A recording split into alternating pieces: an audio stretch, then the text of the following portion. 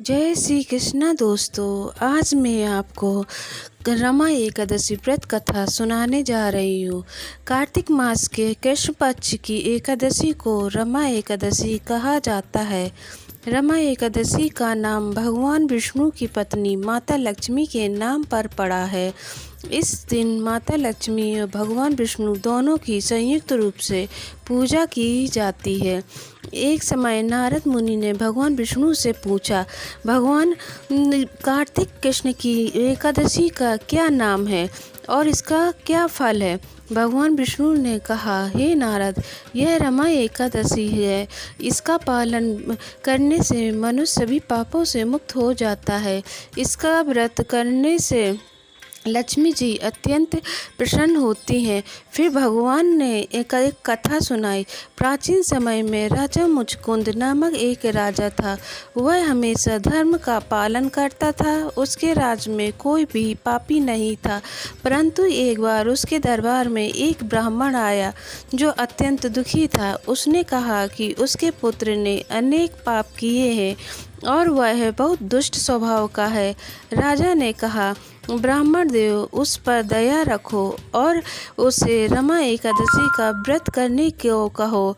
इससे उसके सभी पाप नष्ट हो जाएंगे। ब्राह्मण ने वैसा ही किया और आश्चर्यजनक रूप से उसका पुत्र भी उस व्रत के प्रभाव से धर्मात्मा बन गया।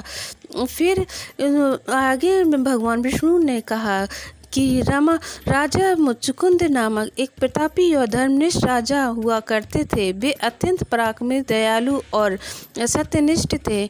वे भगवान विष्णु के परम भक्त थे और प्रतिदिन नित्य पूजन, भक्ति, दान तथा ब्राह्मणों की सेवा करते थे। उनके राज्य में सभी प्रजा सुखी थी। राजा मुचकुंद की एक पुत्री थी जिसका नाम चंद्रभागा था। वह अत्यंत रूपवती, पतिव्रता और धार्मिक स्वभाव की थी।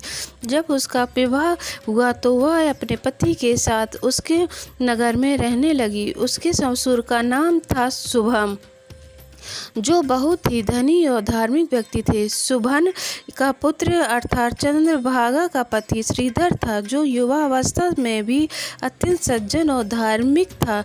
वह हर एकादशी का व्रत रखता, हरि नाम जपता और किसी भी स्थिति में अन्न ग्रहण नहीं करता था। एक दिन जब कार्तिक मास आया और कृष्ण पक्ष की एकादशी निकट आई तो श्रीधर ने अपनी पत्नी चंद्रभागा से कहा, प्रिय, परसों रमा एकादशी है। मैं उपवास करूंगा, इसलिए आज से ही शरीर को संयम में रखूंगा। तुम भी तैयार रहो। चंद्रभागा ने विनम्रता पूर्वक कहा, स्वामी, मेरे पिता के घर में एकादशी का व्रत बहुत आदर पूर्वक किया जाता था। बचपन से ही मैंने उस व्रत का महत्व सुना है। मैं भी इस व्रत को विधि विधान से करूंगी। पति पत्नी दोनों ने व्रत की तैयारी शुरू की।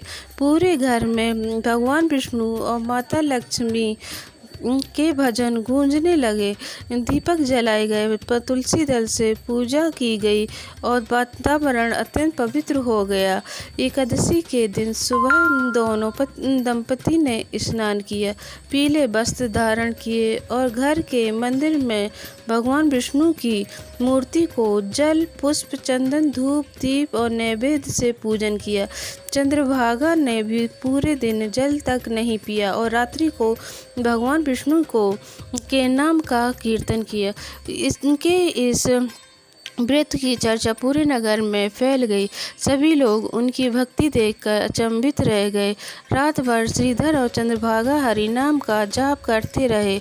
भगवान विष्णु प्रसन्न हुए और रात्रि के अंत में स्वप्न में उन्हें दर्शन दिए। भगवान विष्णु ने कहा, वत्स, तुमने और तुम्हारी पत्नी ने मेरी रमा एकादशी का व्रत पूर्ण श्रद्धा से किया है। इस व्रत से तुम दोनों के सभी पाप नष्ट हो गए हैं।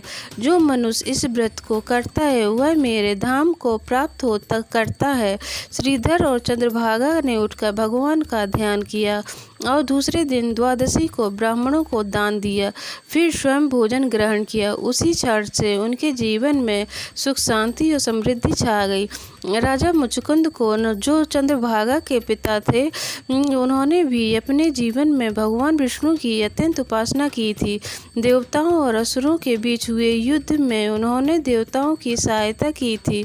युद्ध के बाद देवताओं ने उन्हें वरदान दिया कि वे युगों तक विश्राम करेंगे और जब कोई उन्हें जगाएगा तो वह भस्म हो जाएगा।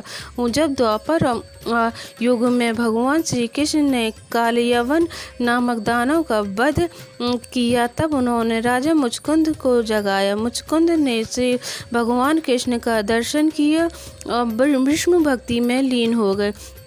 उन्होंने भगवान से कहा, प्रभु अब मैं आपका नाम जपते हुए तपस्वी जीवन जीना चाहता हूँ। भगवान ने उन्हें रमा एकादशी व्रत करने का आदेश दिया और कहा, इस व्रत के प्रभाव से तुम्हें मोक्ष की प्राप्ति होगी।